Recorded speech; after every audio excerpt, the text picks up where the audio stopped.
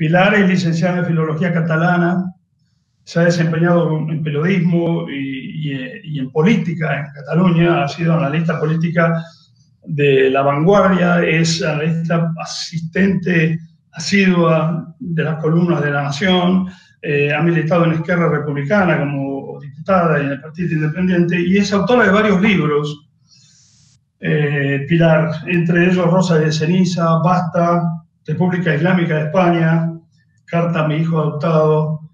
Pilar, bienvenida. ¿Has visto cuál es la dinámica que utilizamos con Andrés anterior? Yo sé que vos, en muchas conversaciones que hemos tenido, vos interrumpime, vos preguntame, tú no tienes ningún problema, pero yo te voy a dar toda la pantalla para que te expreses y sigas, y si tenemos tiempo haremos las preguntas correspondientes que van a estar formulándose. Así que, Pilar, todo tuyo. La cobertura del aspecto cultural, político de esta pandemia y pospandemia que estamos queriendo analizar hoy. Adelante, Pilar. Muchas gracias, Jorge. Muchas gracias a todos, Silvia, por la invitación, a todos los que están escuchándonos y felicidades a Andrés por esta clase magistral, que no puedo decir que nos haya dejado optimistas, pero como mínimo nos ha dejado con las ideas algo claras. Desde luego yo en el terreno económico creo que Andrés lo ha dejado todo bastante en su sitio, o en todo caso con todos los dilemas al aire, y además no sería para nada mi espacio. En cambio, a mí me preocupa, porque es también el terreno que puedo más o menos controlar, me preocupa cómo quedarán nuestras sociedades, nuestros estados de derecho, nuestras repúblicas, con todo este terremoto que nos ha pasado por encima y que de una crisis sanitaria nos ha derivado a una crisis política, económica y probablemente a una crisis democrática. De manera que la primera pregunta que hay que hacer es, ¿tenemos un problema o tenemos muchos? Tenemos un problema central, una fuente, la madre de todos los problemas, que deriva hacia otros problemas que en función de las carencias de cada país son más explosivos o menos. La sanitaria la estamos viviendo en plena explosión. Hemos descubierto lo que significaba, pues, desde tener problemas para poder enterrar a nuestras personas, aquellos países donde ha habido una cantidad muy importante de fallecidos, o cómo las UCI se quedaban totalmente colapsadas, cómo el sistema sanitario entraba en una situación de choque, etcétera, etcétera. Aquellos países que habían invertido correctamente en sanidad pública estaban mucho mejor situados que aquellos que no habían invertido. Y los datos en términos de respuesta a la pandemia y en términos también de infectados y de muertes están perfectamente relacionados, absolutamente vinculantes con la buena o mala salud que tenía la sanidad pública, incluso también la privada, previa a la pandemia. Pero de esta crisis, como bien hablaba Andrés Velasco, se deriva una crisis económica cuya dimensión creo que ni los mejores analistas pueden en estos momentos saber con precisión. Tenemos todos claro que va a ser mucho más grave que la del 2008. Tenemos claro que va a atacar profundamente los sectores productivos, que las pymes van a quedar muy dañadas, que los autónomos van a quedar dañados, que nuestras economías van a quedar en una situación muy preocupante. En la Unión Europea, Andrés, que vive en Londres, conocerá bien el debate. El gran debate es qué se va a hacer con España e Italia, qué papel va a tener Alemania, en tanto que en realidad como país que mayor liderazgo tiene en la Unión, etc. Y de ahí se deriva también una crisis de tipo político, que es donde yo quiero ahondar, quizás el terreno que más conozco, que a mí me preocupa porque ahí estamos en un dilema profundo. El dilema, estamos en unos cuantos dilemas. Tenemos un problema que no tiene solución, una crisis vírica. Tendremos solución cuando tengamos una vacuna, cuando todo el mundo esté más o menos inmunizado, cuando el virus ya forme parte de la colección de virus que tiene la humanidad, cuando estemos en un estadio distinto. Pero esto ha creado unos cuantos dilemas y ustedes saben muy bien que la diferencia entre un problema y un dilema es que el problema no tiene solución, pero el dilema tiene malas soluciones, ninguna buena. ¿Qué dilemas tenemos? Los dilemas que tenemos es, el primer gran dilema es, lo que planteaba Andrés con toda la claridad, el dilema entre el confinamiento y la economía. Esconderse para que no me atrape el virus o salir para que no me atrape la crisis económica. Este es un dilema que no tiene una solución clara, nadie tiene la buena respuesta. El otro gran dilema es seguridad versus libertad. permitimos que se nos recorten las libertades y los derechos civiles o consideramos que esto es un eje fundamental y, por tanto, permitimos quizá algo más de inseguridad para tener más libertad. Y el tercer gran dilema es estados patriarcales, estados padre-padrone que controlan todo el poder o estados más democráticos. El dilema sería menos democracia para controlar la situación o más democracia para controlar la situación. Estos tres dilemas van a marcar el post-coronavirus sin ninguna duda, van a marcar las pautas en las que tengamos que movernos como sociedad. Mis planteamientos al respecto irían por esta línea. En el terreno económico, escuchemos a Andrés, y en cualquier caso yo tengo claro que el único elemento fundamental, y estamos en un fórum de empresarios y van a entender perfectamente lo que digo, es que el Estado, el orden público, por tanto, la administración, camine de la mano del mundo empresarial para intentar atajar la crisis económica o no hay salida. Aquellos discursos que sean de un populismo extremo antiempresarial o antieconomía van a hundir al país. No existe la solución del padre padrone, del Estado que subvenciona, del Estado que regala, del Estado que controla. Existe solo aquel Estado que desde su responsabilidad política cree en la responsabilidad empresarial y en la responsabilidad ciudadana. Y si no van de la mano las tres responsabilidades, tenemos un Estado fallido. En el terreno económico, por tanto, habrá que andar muchísimo en esa dirección, que es, en lugar de ahogar más la economía con discursos populistas, y en España conocemos unos cuantos de ellos, yo creo que en Argentina también conocen alguno, ahondar en precisamente reactivar la economía sin ahogar todo el sector empresarial, teniendo en cuenta que no solo habrá sectores precarios que van a necesitar ayuda directa, personas directamente que van a necesitar ayuda. Como comentaba Andrés, estamos hablando de aquellos que llega el terremoto y se quedan sin nada. Pero ¿y la economía productiva? ¿Y las pymes? Como no haya una fuerza mayor que reactive todo ese sector, vamos a tener problemas muy serios. Pero si la crisis económica va a tener que resolverse, o quizás difícilmente, por la vía de una excelente colaboración entre el mundo empresarial, los autónomos, la iniciativa privada y la iniciativa pública, y ahí los diálogos tienen que ser muy fluidos o no va a haber soluciones. En el terreno de lo político vamos a caminos mucho más histriónicos y complejos, donde patinan muchos países. Yo voy a poner dos ejemplos que me parecen los polos opuestos para demostrar hasta qué punto la gestión de la crisis puede ir hacia un lado o hacia otro. En toda esta crisis hemos tenido dos modelos muy, muy claros, el modelo alemán y el modelo hungarés, el modelo de Hungría.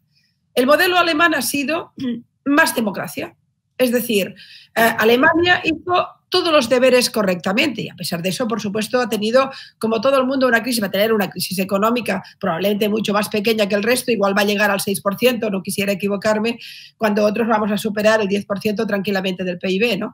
Pero Alemania, ¿qué ha hecho desde la perspectiva de la administración pública, del Estado de Derecho, por tanto, de la democracia? Lo que ha hecho es, primero, dar una gran responsabilidad a los ciudadanos con campañas de concienciación y con la confianza mutua entre el gobernante y el gobernado. Es decir, no ha tratado a los ciudadanos como un rebaño que necesitaba recibir órdenes, sino como ciudadanos responsables que tenían que autorresponsabilizarse de la situación. El segundo gran elemento es que ha creído en el territorio.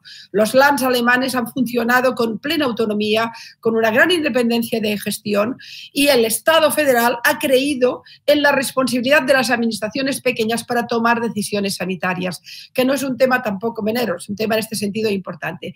Han funcionado los parlamentos, ha funcionado incluso el derecho de protesta. Hubo un momento en que se planteó una manifestación en Alemania en plena pandemia, en el momento más duro, y el Constitucional dijo que el derecho a protesta no se podía restringir. Obviamente había que tomar decisiones para ver cómo se hacía sin poner en peligro las vidas, pero que la seguridad sanitaria no podía ir en contra del derecho civil. Por tanto, Alemania... Y después, evidentemente, Alemania estaba preparada para la pandemia como nadie. Piensen ustedes que Alemania, voy a poner datos comparativos, Alemania tenía alrededor de 2.000 infectados por cada millón, España hemos tenido de 5 a 6.000 por cada millón. Alemania tenía alrededor de 90 muertos por cada millón, en España hemos tenido más de 600 por cada millón. Es decir, es evidente que los datos, ¿de dónde salen? Salen de que Alemania tenía 8,7 camas por cada 1.000 habitantes, y en España, por ejemplo, no llegábamos a los 2,5 de camas por cada 1.000 habitantes. Es decir, en Alemania se prepara, doy los datos en España que conozco más, pero en Alemania se prepararon ya en febrero, viendo lo que pasaba en China y lo que pasaba en Italia, cerraron escuelas, cerraron eventos públicos, empezaron con grandes comunicaciones, hicieron test masivos, empezaron con subsidios de empresas, todo antes que nadie. Y en Hungría y en otros países, en España, dormimos la siesta hasta que se amontonaban los muertos en las calles de Roma. Todo esto lo planteo porque el modelo alemán, aquello que mucha gente puede decir, o la letanía de ante una situación de crisis las libertades no son importantes, la democracia hay que recortarla, el ejemplo alemán dice que no. Una democracia sana y sólida es perfectamente eficaz ante una pandemia de esta naturaleza, sin tener todas las soluciones, claro. El caso de Hungría es el caso extremo. ¿Qué hace el primer ministro de Hungría ante la pandemia? Lo hace todo. Anula las elecciones hasta sine die, no sabemos para cuándo va a haber. Acumula poderes extraordinarios sin límite de tiempo, con la excusa de que como no se sabe cuándo acabará la pandemia, acumula como ahí sí que hay un padre padrón, hay un auténtico autarca que se lo queda todo, restringe completamente los derechos, desaparece el Parlamento, empiezan las leyes contra los periodistas y a partir de ahí acumula todo el poder que la democracia podría darle, hasta el punto de que la Freedom House, que ha hecho todo su informe de las democracias en el mundo, habla ya abiertamente de que Hungría ya no es una democracia. Tampoco es una dictadura, está en ese estadio junto con Venezuela o junto con Nicaragua, son los países que están peor situados, que han dejado de ser una democracia, pero aún no son una dictadura, de manera que están en un terreno intermedio, que es una dictadura blanda en el fondo, o es un proceso claramente autárquico. El caso de Turquía sería un caso de allí también muy claro. ¿Qué ocurre en Turquía? ¿Qué ha ocurrido con Hungría? Lo que ha ocurrido es que Hungría no ha funcionado bien, es decir, ha restringido todos los derechos civiles, los derechos individuales, ha destruido prácticamente el derecho a la opinión libre, los parlamentos no funcionan, pero los ratings del coronavirus han sido nefastos. Es decir, que el poder absoluto no da soluciones a las crisis sanitarias. Lo da democracias sólidas que hayan invertido previamente, que crean en sus ciudadanos, que no los traten como rebaños, como inútiles a los que hay que dar órdenes, que el administrador recuerde siempre que solo es un servidor público y a partir de aquí que se refuerza la República o se refuerce el Estado de Derecho para poder luchar contra ello. Esta era una de las cosas que quería plantearles, porque ustedes y nosotros, Argentina y España, pero muchos países del mundo, vamos a vivir este debate en profundidad. Y va a haber la tentación, el coronavirus ha dado ansias y alimento a los aprendices de dictador, a los aprendices de brujo que van a decir es mi momento para restringir derechos civiles. No lo permitan. No es cierto que restringir derechos civiles, otra cosa es tomar pautas sanitarias, pero restringir derechos civiles y democráticos no sirve para luchar contra el coronavirus, solo sirve para hinchar a los aprendices de dictador. Pilar, una pregunta, Pilar, ¿cuál es tu pronóstico a la salida de esto, en estas, las llamaste democracias blandas y en los estilos de liderazgo que estamos viendo alrededor del mundo? ¿Esto se profundiza? ¿Cómo lo estás viendo hacia adelante? A mí me preocupa mucho el populismo a derecha e izquierda, porque la tentación de la autarquía, la tentación de erosionar profundamente la democracia, que a menudo ya es un camino solo de ida, ya no hay vuelta, la tentación de ir restringiendo el Estado de Derecho y la fortaleza de la democracia que implica una sociedad civil potente, un mundo empresarial fuerte e independiente, una prensa independiente que no tenga miedo al poder político, todo esto que es fundamental, los diferentes poderes que se controlan entre ellos y por tanto ejercen el poder individual y ejercen la democracia, todo ello va a quedar, va a ser un debate muy severo. Y esta tentación de restringirlos viene por el lado de planteamientos de extrema derecha, como sería el caso de Hungría, populismos muy a la derecha, que sin querer hacer un Estado fascista sí que quieren hacer un Estado democrático deficiente, o populismo de la izquierda que por la vía de hablar del Salvador de este pueblo en realidad también están haciendo democracias de bajo nivel o claramente autarquías. Creo que es el debate fundamental y después va a haber otro debate importante, Jorge, que se va a producir, que es en un mundo caótico donde los liderazgos están tocados, donde no sabemos exactamente quién va a ejercer el referente mundial. Estados Unidos tiene pies de barro, tiene una crisis identitaria muy profunda. China no ha llegado a ningún lugar aún, está ahí emergiendo, pero también tiene sus crisis. Rusia molesta a todo el mundo, pero no puede llegar a ninguna parte. En este mundo tan caótico, tan complejo al que vamos, donde los referentes se van a mover, donde no sabemos si comprar la medicina a China o a Estados Unidos porque Estados Unidos ha fallado, pero de China no nos fiamos. A partir de ahí, países como los nuestros quedan en un terreno complicado. Yo auguro, para responder a tu pregunta, una época de populismos exacerbados, peligrosos, preocupantes y de democracias débiles. Va a ser difícil mantener con buena salud las repúblicas. De todas formas, Jorge, no sé si tenías otra pregunta, pero... No, tengo varias, pero no te quiero interrumpir. Quiero que sigas en tu razonamiento sobre este tema, los estilos de liderazgo y demás que estabas mencionando. Quizás tengo una, volviendo un poquito a cuando hablabas de las ayudas por parte del gobierno a la economía productiva, a las pymes, a las empresas. ¿Cuál es el rol del empresario? ¿Cómo ves al empresario ante esta crisis y en la pospandemia?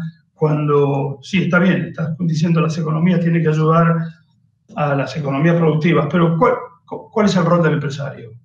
El empresario no es el enemigo. Esto es un lema, pero es que es un lema fundamental para la solidez de la democracia. Este es un lema. El empresario es aquel que, desde su iniciativa privada y con un gran esfuerzo, crea empleo.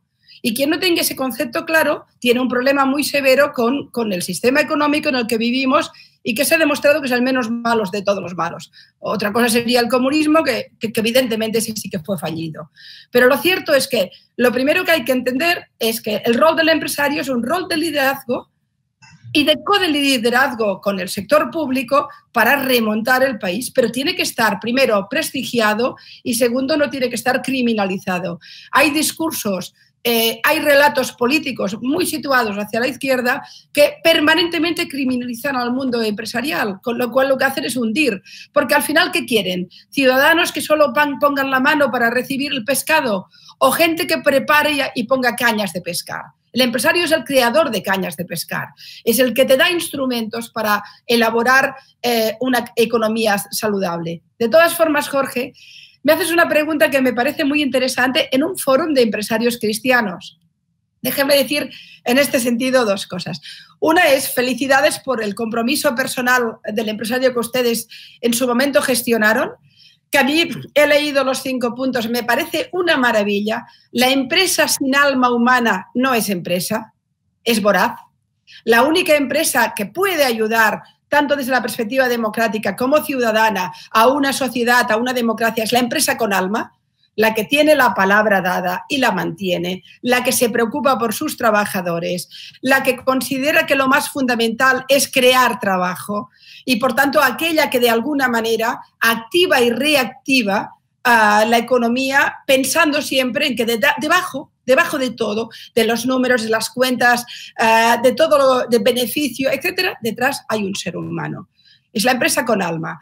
Y respecto a este tema, yo creo que vuestro compromiso personal tiene que ver con algo que a mí me parece, permítame que lo diga así, el programa electoral más sólido de la historia de la humanidad, que es el catecismo.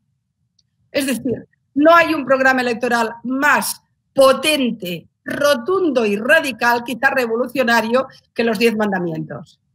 Cuando tú planteas el no robarás, el preocuparte por el prójimo, el respetar a los demás, etcétera, etcétera, estás creando la base de la sociedad moderna y la sociedad civilizada. En un foro de empresarios cristianos, revalorizar los valores del cristianismo.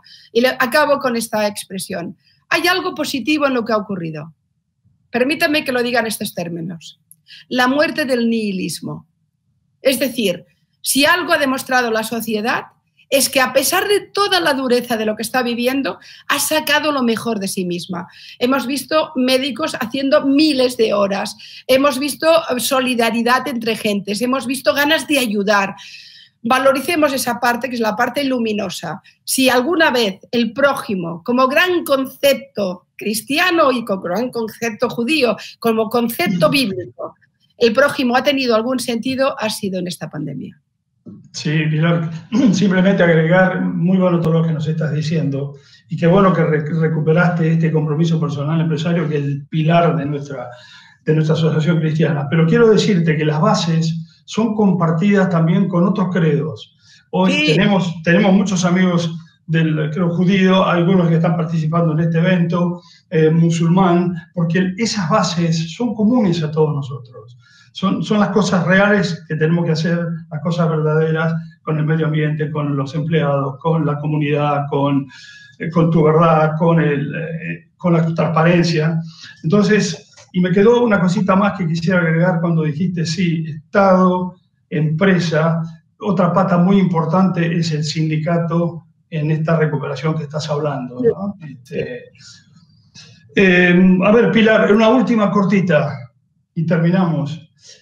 ¿Cambia la naturaleza humana a partir de este proceso que estamos viviendo? ¿Va a haber un cambio de la cultura, de los comportamientos? ¿Volvemos a ser más buenos o volvemos otra vez al status quo? ¿Cómo lo estás viendo? El miedo siempre es un factor que en general tiende a destruirnos más que a construirnos. Por tanto, en este sentido es verdad que hemos vivido una situación y estamos viviendo una situación que ha inoculado miedo, y el miedo a perder el trabajo, el miedo a no salir adelante, el miedo a morir, el miedo a enfermar, todos estos miedos que forman parte de la naturaleza humana con una pandemia se activan y, por tanto, en este sentido estamos más heridos. Estamos más asustados, quizás menos preparados para los retos que llegan. Al mismo tiempo, esta pandemia también ha activado algunos mecanismos de autodefensa y de supervivencia. Otro gran mecanismo del ser humano es el instinto de supervivencia y el instinto de comunidad. Yo creo que por ahí se ha reforzado. ¿Vamos a ser diferentes después del coronavirus? No lo creo tanto. Creo que vamos a prepararnos quizás, por ejemplo, sabemos algo más, sabemos funcionar esta pantallita. Ahora hacemos teletrabajo cuando era una revolución que habría tardado 10 años. Todo el fenómeno, digamos, de la revolución digital ha ido de golpe. Hemos descubierto que tenemos que reforzar la sanidad, etcétera, etcétera. Han pasado cosas que son realmente, yo creo que buenas. Solo que habrá que controlar que nadie utilice nuestros miedos para restringir nuestros derechos. Gracias, Pilar. Con eso terminamos. Te agradecemos muchísimo tu participación y, como siempre, seguimos en contacto. Gracias a vosotros. Mucha suerte. Gracias.